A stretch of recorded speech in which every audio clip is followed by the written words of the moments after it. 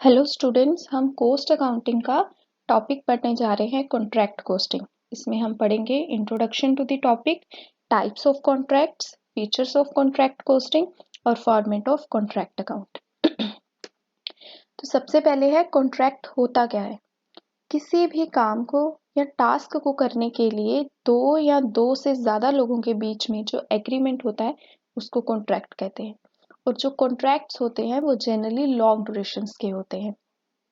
जैसे रोड बनाने का कॉन्ट्रैक्ट है, फ्लाईओवर बनाने का कॉन्ट्रैक्ट है, इन्हें क्या लगता है, ज़्यादा टाइम लगता है। तो जो लंबे समय तक चलेंगे एग्रीमेंट्स, उनको हम क्या बोलेंगे, कॉन्ट्रैक्ट्स। जो शॉर्ट पीरियड के लिए होते हैं उनको जॉब बोलते हैं। तो इसमें एक थोड़ा सा डिफरेंस है। शॉर्ट ड्यूरेशन वाले टास्क को जॉब कहा जाता है और जो लॉन्ग ड्यूरेशन के एग्रीमेंट्स होते हैं उनको कॉन्ट्रैक्ट्स कहा जाता है। अब कॉन्ट्रैक्ट कॉस्टिंग क्या होती है। जब हम कस्टमर की रिक्वायरमेंट के अकॉर्डिंग उसका कोई स्पेसिफिक ऑर्डर जो है उसको कंप्लीट करते हैं, ठीक है, और वो ऑर्डर जो है लॉन्ग ड्यूरेशन का होता है, उसको क्या बोलेंगे हम, कॉन्ट्रैक्ट कॉस्टिंग। यूजुअली जो कॉन्ट्रैक्ट कॉस्टिंग है ये यूज करते हैं कॉन्ट्रैक्टर्स, बिल्डर्स, जिन्होंने कंस्ट्रक्शन का काम करना होता है, ब्रिज कंस्ट्रक्शंस करने हैं, फ्लाईओवर कंस्ट्रक्ट करनी है, बिल्डिंग कंस्ट्रक्ट करनी है। तो वो कॉन्ट्रैक्ट कॉस्टिंग जो टेक्निक है उसको यूज करते हैं। इसमें क्या होता है, एक तो हमारा जो कॉन्ट्रैक्ट होता है वो एक फिक्स्ड पीरियड का होता है। जैसे मान लीजिए हमने कोई बिल्डिंग की कंस्ट्रक्शन करनी है, ट्रिपल स्टोरी बिल्डिंग है, तो वो 3 साल में बनके तैयार होगी। तो फिक्स ड्यूरेशन हो गई, प्लस दूसरा उसमें फिक्स्ड प्राइस होता है। जैसे 50 लाख रुपीज में हमारी वो ट्रिपल स्टोरी बिल्डिंग बनके रेडी होगी। कि प्राइस कब पे किया जाएगा, जब वो बिल्डिंग कंप्लीट हो जाएगी उस टाइम वो प्राइस पे किया जाएगा कॉन्ट्रैक्टर को, या फिर ये प्राइस हम काम के अकॉर्डिंग, कितना काम कंप्लीट हुआ है उसके अकॉर्डिंग इंस्टॉलमेंट में भी पे कर सकते हैं। इसमें जो हमारा कॉन्ट्रैक्ट कॉस्टिंग है, इसमें जो पार्टीज इन्वॉल्व होती है उन पार्टीज को कॉन्ट्रैक्टर और कॉन्ट्रैक्टी बोलते हैं। दो पार्टीज इन्वॉल्व होंगी, कॉन्ट्रैक्टर और कॉन्ट्रैक्टर। मेरा काम करवाना है, मैंने एक बिल्डिंग बनवानी है, ठीक है, मैंने एक बिल्डिंग बनवानी है, तो मैं कौन हुई, कॉन्ट्रैक्टी। मैंने ये बिल्डिंग बनाने का काम किसी पर्सन को दिया है, वो मेरे लिए वो बिल्डिंग कंस्ट्रक्ट करेगा, उसकी कंस्ट्रक्शन का काम करेगा, तो वो पर्सन कौन हुआ, कॉन्ट्रैक्टर। तो जो पर्सन टास्क को एग्जीक्यूट करता है वो कॉन्ट्रैक्टर होता है, और जिसके लिए ये काम किया जा रहा है वो कॉन्ट्रैक्टी होता है। तो कॉन्ट्रैक्ट कॉस्टिंग में हम क्या करते हैं, एक सेपरेट अकाउंट बनाते हैं जिसको कॉन्ट्रैक्ट अकाउंट कहते हैं। ये हमारे प्रॉफिट एंड लॉस अकाउंट के जैसा ही होता है, या फिर जो हम इनकम एक्सपेंडिचर अकाउंट बनाते हैं उसके जैसा ही होता है। नॉमिनल अकाउंट कह सकते हैं हम अपने कॉन्ट्रैक्ट अकाउंट को। क्या करते हैं हम इसमें, जो भी हमारे एक्सपेंसेस होते हैं, इनडायरेक्ट है चाहे डायरेक्ट एक्सपेंसेस है, उन सबको हम डेबिट करते हैं। और जो भी हमें इनकम हो रही है, कोई भी इनकम हो सकती है, या फिर जो भी अमाउंट हम कॉन्ट्रैक्ट प्राइस या अमाउंट जो हम रिसीव कर रहे हैं कॉन्ट्रैक्टी से, उसको हम क्या करेंगे, क्रेडिट कर देंगे कॉन्ट्रैक्ट अकाउंट में। नेक्स्ट है हमारा टाइप्स ऑफ कॉन्ट्रैक्ट्स। दो तरह के मेनली कॉन्ट्रैक्ट्स होते हैं। एक होता है fixed price contract. Fixed price contract में क्या होता है, जब कॉन्ट्रैक्टर और कॉन्ट्रैक्टी के बीच में एग्रीमेंट हो रहा होता है, तो वहां एडवांस में ही क्या है, उस कॉन्ट्रैक्ट का प्राइस जो है फिक्स कर दिया जाता है। जैसे मैंने ट्रिपल स्टोरी बिल्डिंग बनानी है, ये बिल्डिंग 3 साल में जाके कंप्लीट होगी। तो जब मैं इस बिल्डिंग को बनाने का कॉन्ट्रैक्ट या एग्रीमेंट कर रही हूँ कॉन्ट्रैक्टर के साथ, तो मैं वहां पे उसका प्राइस हम उसी टाइम फिक्स कर लेंगे, से 50 लाख।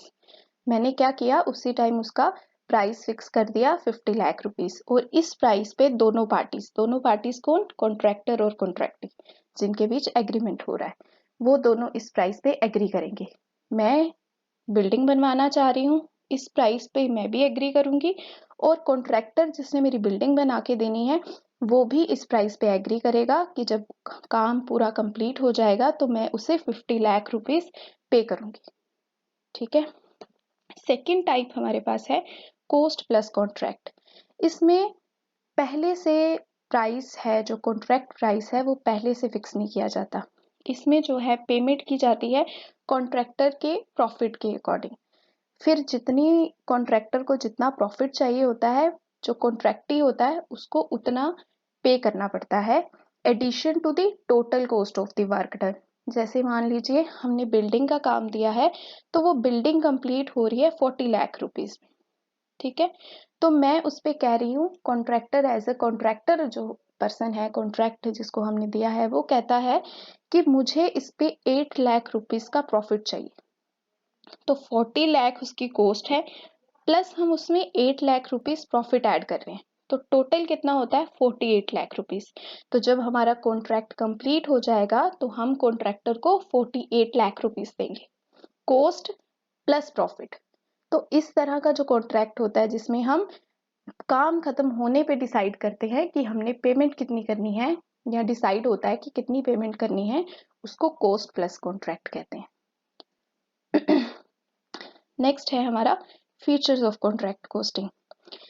कॉन्ट्रैक्ट आपको पता ही है क्या होता है, एग्रीमेंट होता है दो पार्टीज के बीच में। कौन कौन सी पार्टीज होती हैं, कॉन्ट्रैक्टर और कॉन्ट्रैक्टी।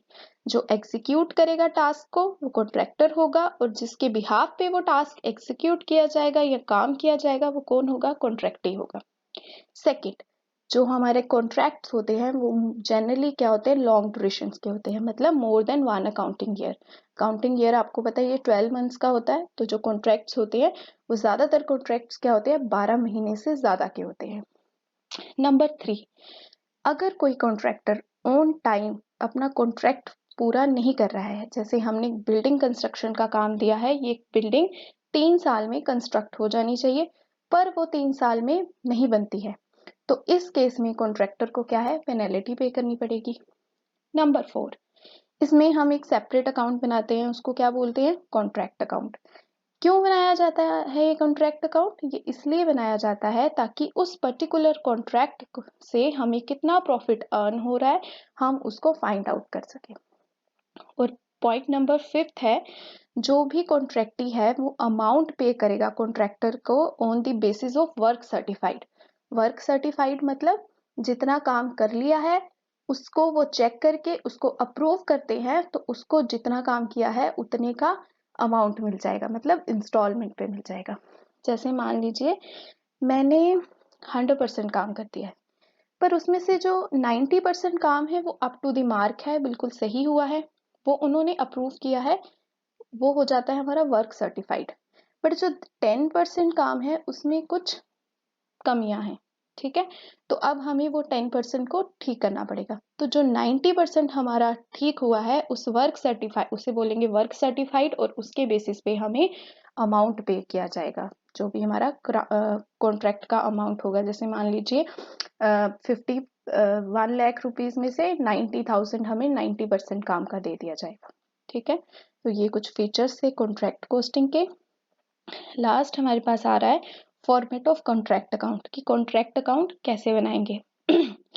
हमारे जितने भी एक्सपेंडिचर हैं, इनडायरेक्ट एक्सपेंडिचर्स हैं या डायरेक्ट एक्सपेंडिचर्स हैं, उनको हम डेबिट करेंगे, और जितने भी हमारे इनकम्स हैं उनको हम क्रेडिट करेंगे। तो डेबिट करने में हमारे पास सबसे पहले आ जाएगा मटेरियल। मटेरियल क्या होता है, हमने जैसे मान लीजिए बिल्डिंग की कंस्ट्रक्शन करनी है, तो उसकी कंस्ट्रक्शन में जो भी मटेरियल हम यूज करेंगे वो यहाँ पे आ जाएगा। इसमें 3 तरह का मटेरियल है। डायरेक्ट परचेज, वो मटेरियल जो हम डायरेक्टली मार्केट से परचेज कर रहे हैं। सेकंड है इसमें इश्यूड फ्रॉम स्टोर्स, अगर हमारे पास स्टोर में कुछ ऑलरेडी मटेरियल अवेलेबल है वो वहां से इशू करवा के हम अपनी कंस्ट्रक्शन में यूज कर रहे हैं, तो उसको लिखेंगे। देन हमारे पास थर्ड है ट्रांसफर्ड फ्रॉम अदर कॉन्ट्रैक्ट्स, अगर हमारा कहीं और कोई कॉन्ट्रैक्ट हो रहा है वहां से हमने मटेरियल इसमें ट्रांसफर किया है, तो उसको हम यहाँ पे लिखेंगे। उसके बाद सेकंड हमारे पास आएगा टू वेजेस। वेजेस में जो भी लेबर, एम्प्लॉयज, वर्कर्स उस कंस्ट्रक्शन साइट पे काम कर रहे हैं उनको जो भी हम उन वेजेस पे कर रहे हैं वो हम यहाँ पे लिखेंगे। नेक्स्ट थर्ड हमारे पास है टू प्लांट्स। प्लांट्स आपको पता है, प्लांट्स होते हैं कोई भी फिक्स्ड एसेट जो हम कंस्ट्रक्शन के लिए यूज कर रहे हैं। जैसे मान लीजिए हम कोई व्हीकल यूज कर रहे हैं, मशीनरी यूज कर रहे हैं, लैंड यूज कर रहे हैं, फर्नीचर है, एनीथिंग फिक्स्ड एसेट, तो वो है प्लांट, ठीक है। तो इसमें आ जाएगा कॉस्ट ऑफ स्पेशल प्लांट, कोई खास इक्विपमेंट, कोई खास मशीनरी यूज हो रही है वो आ जाएगी, फिर उसकी डेप्रिसिएशन आ जाएगी। नेक्स्ट हमारे डायरेक्ट एक्सपेंसेस आ जाएंगे, जो डायरेक्टली उस कॉन्ट्रैक्ट के साथ, उस कंस्ट्रक्शन के साथ लिंक्ड होंगे। और फिर उसके बाद हमारे आ जाएगा टू कॉस्ट ऑफ सब कॉन्ट्रैक्ट्स। सब कॉन्ट्रैक्ट्स होते हैं कि जैसे मैं बिल्डिंग बना रही हूँ तो उसके उस बिल्डिंग में रूम्स होंगे, उन रूम्स के डोर्स होंगे, उन डोर्स को हम डोर लगाएंगे, तो उस डोर का जो कॉन्ट्रैक्ट है, उस डोर बनाने का जो कॉन्ट्रैक्ट है वो हमने किसी और को दिया है, तो उसको हम सब कॉन्ट्रैक्ट कह सकते हैं। तो उसकी जो कॉस्ट आएगी वो हम यहाँ पे लिखेंगे। उसके बाद आ जाएगी कॉस्ट ऑफ एक्स्ट्रा वर्क, कोई और काम कर रहे हैं, इसमें हमारे इनडायरेक्ट एक्सपेंसेस और एक्सपेंसेस एक्रूड आ जाएंगे। इसी तरह जब हम क्रेडिट साइड चलते हैं, वहां पे सबसे पहले बाय मटेरियल है, रिटर्न टू सप्लायर। अगर हमने कोई मटेरियल परचेज किया था, अच्छा नहीं था, डिफेक्ट्स थे उसमें, या ज़्यादा आ गया था, अभी ज़रूरत नहीं है, कोई भी रीज़न की वजह से अगर हम सप्लायर को कोई मटेरियल रिटर्न कर रहे हैं तो वो यहाँ पे आ जाएगा। सेकंड है रिटर्न टू स्टोर, हमने स्टोर में से मटेरियल लाया था, इशू किया था, अब वो बच गया है, हम स्टोर में रिटर्न कर रहे हैं, इसकी एंट्री हो जाएगी। ट्रांसफर टू अदर कॉन्ट्रैक्ट्स, हमने यहाँ का मटेरियल किसी और जगह शिफ्ट किया है। देन सोल्ड, सेल कर दी है। इन हैंड, जो हमारे पास बचा है। देन सेम ऐसा ही प्लांट के साथ होगा, प्लांट अगर हमने स्टोर से इशू कराए हैं वो रिटर्न कर रहे हैं, किसी दूसरे कॉन्ट्रैक्ट में भेज रहे हैं, सेल कर दी है या जो हमारे पास अभी अवेलेबल है। उसके बाद नेक्स्ट है by profit and loss account, इसमें हमारा आ जाएगा मटेरियल खराब हो गया, चोरी हो गया, जैसे मान लो बारिश की वजह से बाहर पड़ा था, खराब हो गया, ठीक है, तो वो इसमें लिखेंगे, कोई चोर ने चुरा लिया है, किसी भी तरह से वो डिस्ट्रॉय हो गया है, या प्लांट्स हैं वो भी किसी भी तरह से खराब हो गए हैं, डिस्ट्रॉय हो गए हैं, तो वो by profit and loss account करके हम उसको क्रेडिट साइड उसका अमाउंट नोट कर लेंगे। नेक्स्ट होगा हमारा बाय कॉन्ट्रैक्टीज अकाउंट। कॉन्ट्रैक्टी अकाउंट जो है, इसमें आ जाएगा वो पर्सन का अकाउंट जिसका हम काम कर रहे हैं, अगर उसने हमें कंप्लीट पेमेंट की है, कॉन्ट्रैक्ट कंप्लीट होने पर उसने हमें सारा प्राइस पे कर दिया है उस कॉन्ट्रैक्ट का, तो उसका अमाउंट हम यहाँ लिखेंगे। अगर हमारा काम कंप्लीट नहीं हुआ है तो उसके लिए हम बनाएंगे by work in progress account. Work in progress account मतलब कितना काम हो गया है, कितना रह गया है करने वाला, वो इसमें नोट डाउन करेंगे। तो इसमें हमारा फर्स्ट है value of certified work. Certified मतलब जो काम कर लिया और वो अप्रूव हो गया, उसकी कितनी वैल्यू थी। सेकंड है value of uncertified work. Uncertified work मतलब कितना काम हमने नहीं किया, या हमने किया है पर वो अप्रूव नहीं हुआ, उसमें कुछ डिफेक्ट्स थे, कुछ फॉल्ट थे, तो हमें दोबारा से करना पड़ेगा उसको, उसकी हमें अप्रूवमेंट नहीं मिली है, तो वो आ जाएगा कॉस्ट ऑफ अनसर्टिफाइड वर्क। तो ये सब हम यहाँ पे लिखेंगे और कॉन्ट्रैक्ट अकाउंट को कंप्लीट करेंगे।